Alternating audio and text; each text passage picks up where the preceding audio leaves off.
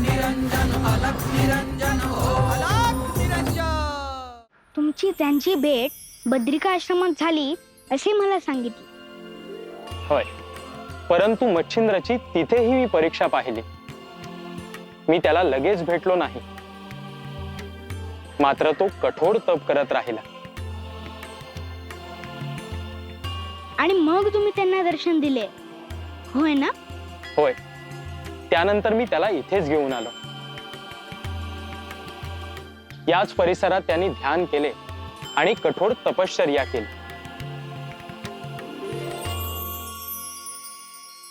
हे गुरुदेव, मला गुरुवरांनी असे सांगितले आहे की यानंतर मला साधनेवर लक्ष केंद्रित करायचे आहे। तुम्ही सांगाल कसे कठोर तप करायला मी तयार आहे।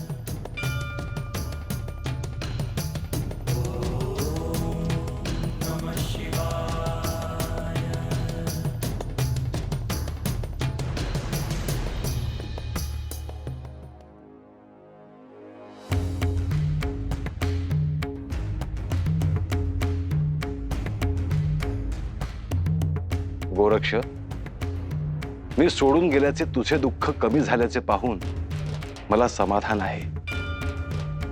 तुझे माझ्यावर किती प्रेम आहे हे मला ठाऊक आहे, परंतु माझी स्वतंत्र यात्रा आणि तुझी तपश्चर्या हे अपरिहार्य होते। आता हळूहळू तू ध्यानावर लक्ष केंद्रित केले आहेस, हा शुभ संकेत आहे। माझा तुला आशीर्वाद आहे।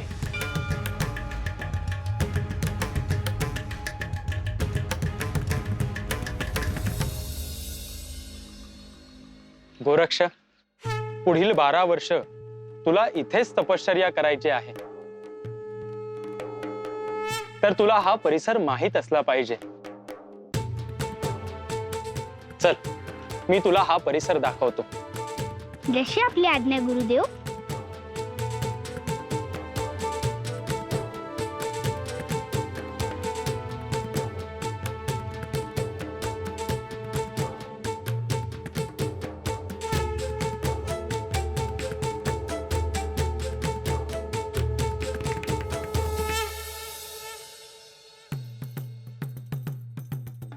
हे श्री दत्तात्रय, गोरक्षाची जी साधना सुरू आहे त्यावर मी प्रसन्न आहे। गोरक्षाच्या हातून जे कार्य घडणे अपेक्षित आहे त्यासाठी त्याची ही साधना आवश्यक आहे। भविष्यात तो जे काही करेल त्याचे श्रेय तुम्हाला निश्चित राहील।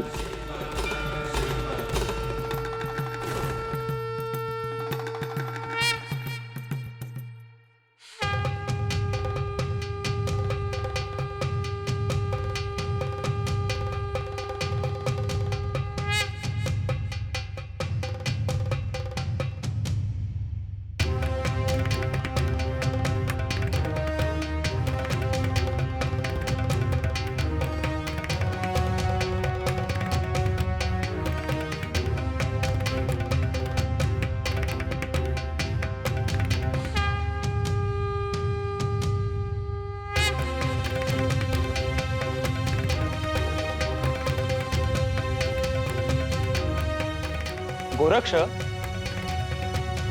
ही पूर्व दिशा। या दिशेला घनदाट अरण्य आहे। म्हणजे जिथून आम्ही आलो।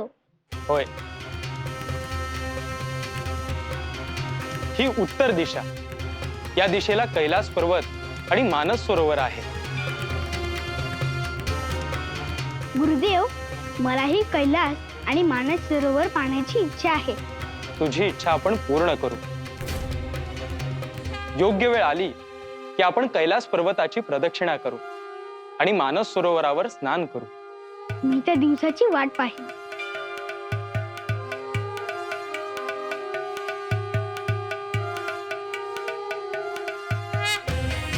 ही दक्षिण दिशा। या दिशेने अशुभ शक्ती येतात। शुभ कार्यांमध्ये विघ्न आणणे हा त्यांचा मुख्य हेतू असतो। अशी वेळ आली तर मी हाती शस्त्र घेऊ शकतो ना? अर्थात, सज्जनांचे रक्षण आणि दुर्जनांचे निर्दालन झालेच पाहिजे।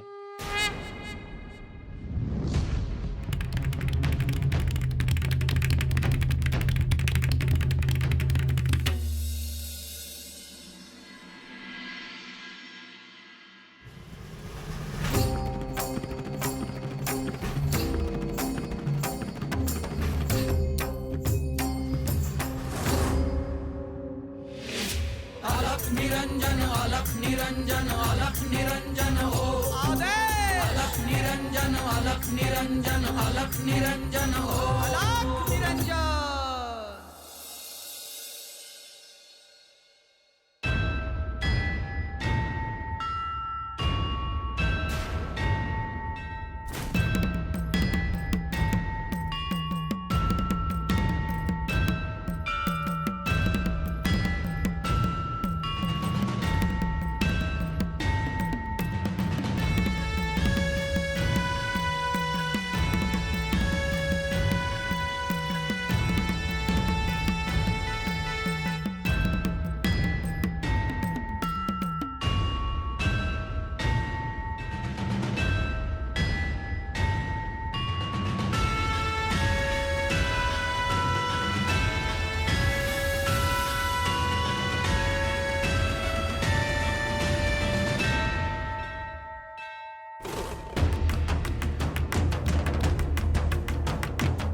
काय झाले आहे गुरुदेव?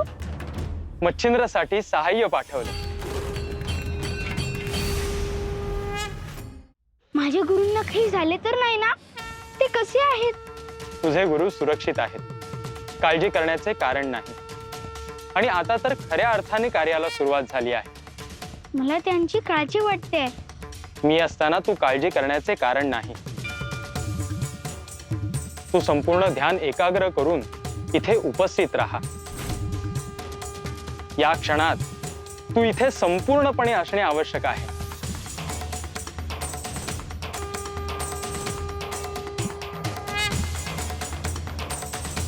हे प्रभू, क्षमा असावी. मी माझे ध्यान एकाग्र केले.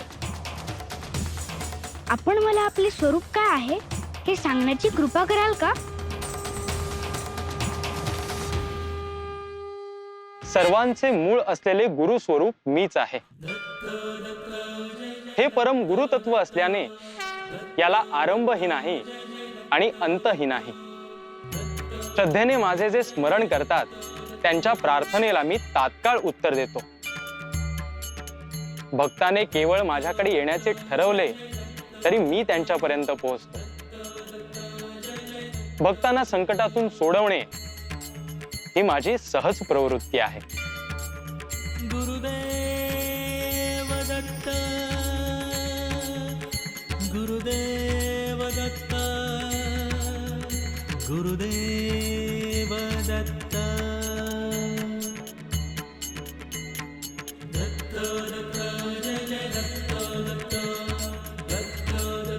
गोरक्ष, या सृष्टीत जे काही आहे ते आदिमायेचेच रूप आहे. तिने जे काही तयार केले आहे त्याला आपण शुभ अशुभ असे वेगळे करून पाहतो.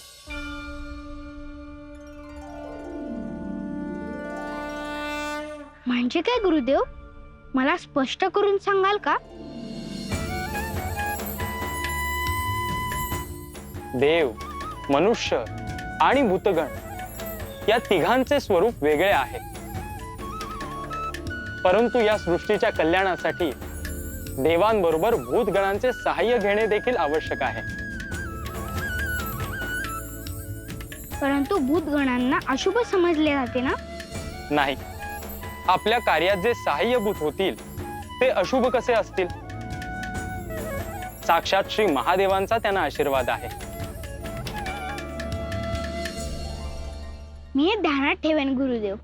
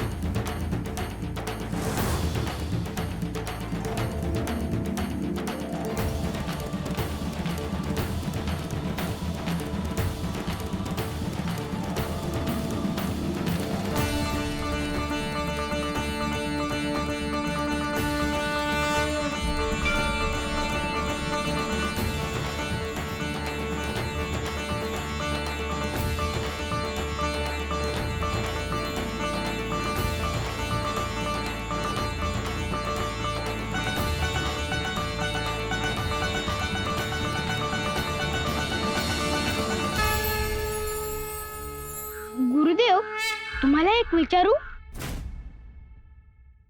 आपण मनुष्यासाठी खूप काही करणार आहोत, परंतु मनुष्याचे भविष्य काय आहे? गोरक्ष, जशी जशी युगे बदलत जातील तशी तशी मानवाची शक्ती कमी होत जाईल.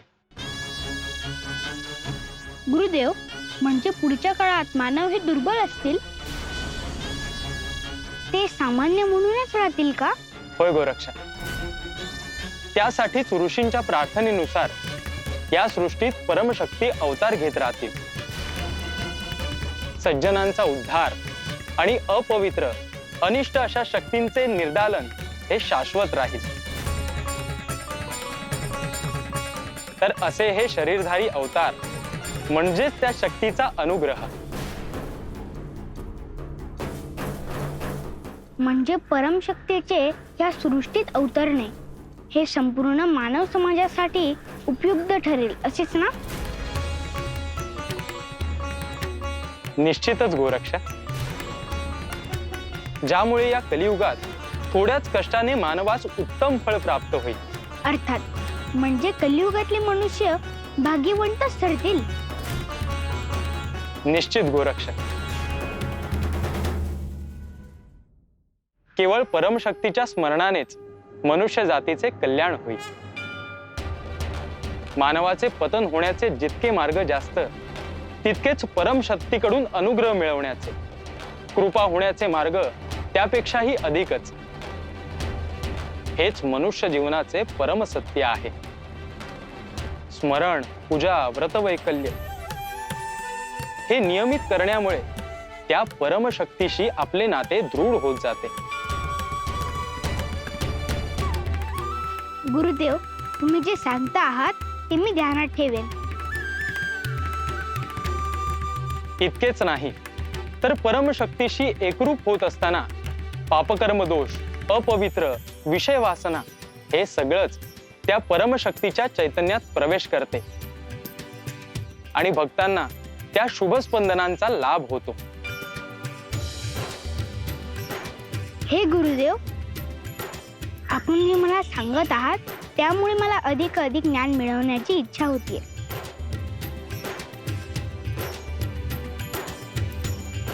गोरक्ष, ज्ञान प्राप्तीनेच मनुष्य सर्व बंधनातून मुक्त होतो.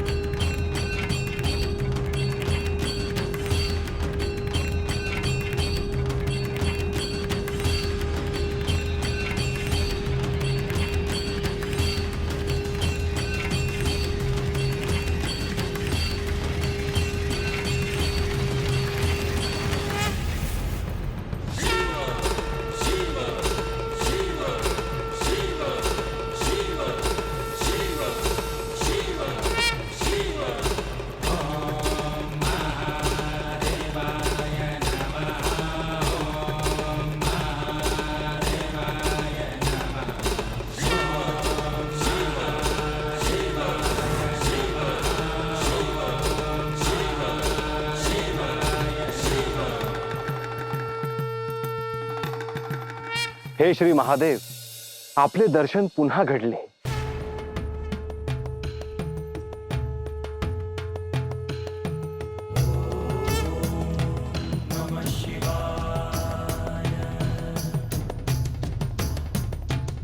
नाथ परंपरेचा पाया रचला आहे आणि आपण वेगाने पुढे जातो आहोत. जोपर्यंत आपण शिखर गाठत नाही तोपर्यंत माझे लक्ष तुझ्यावर निश्चित आहे. श्री दत्त महाराज आणि आपल्याच प्रेरणेने कार्य सुरू आहे. मच्छिंद्र, कोरक्ष आणि गहिनी यांचे तू दायित्व घेऊन पार पाडले आहेस, परंतु आता आपण वेगाने पुढे जायला हवं.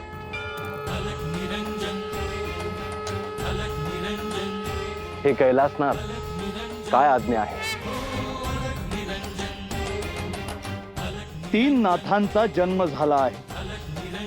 आणखीन काही नाथ ह्या कार्यात सहभागी व्हायला हवे.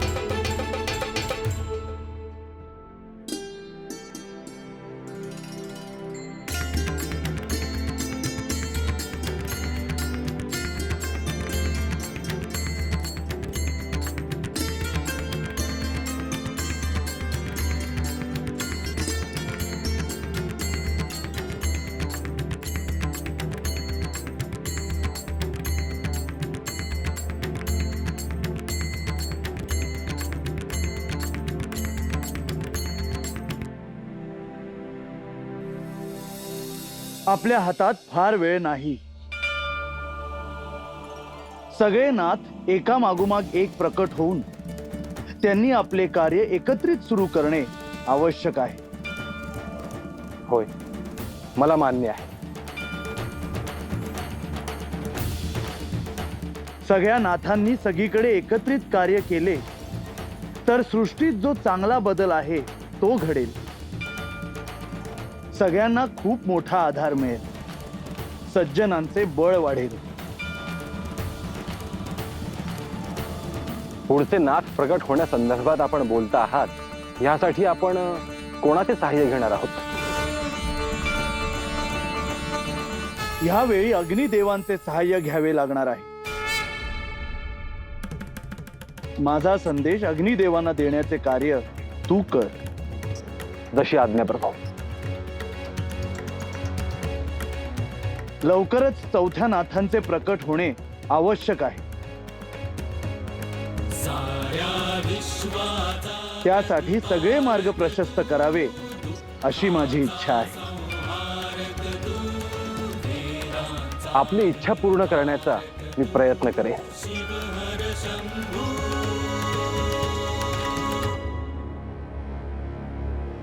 पूर्वेला बृहद्रव नावाचा एक राजा आहे आणि सुलोचना नावाची त्याची पत्नी. दोघेही माझे परमभक्त आहेत. 4थे नाथ त्यांच्याच राज्यात प्रकट होतील. अग्निदेव आणि बृहद्रव या दोघांनाही तात्काळ संकेत आणि भेटून मी पूर्वकल्पना देतो.